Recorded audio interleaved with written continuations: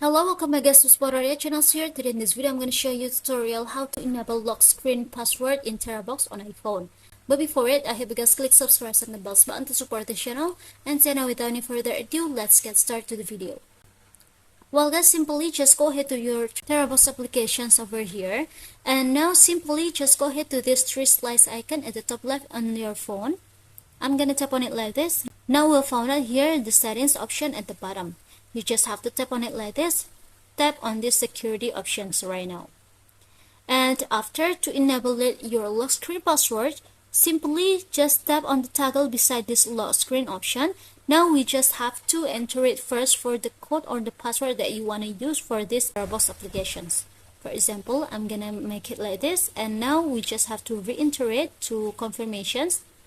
And yeah, it will automatically use the lock screen on this Terabox applications, I guess. If we open it for the Terabox, we have to enter it first for the code or the password before. So yeah, I think it's enough from me. Thank you for watching this video. Don't forget to leave your like and comments below, and I'll see you soon on the next one. Goodbye.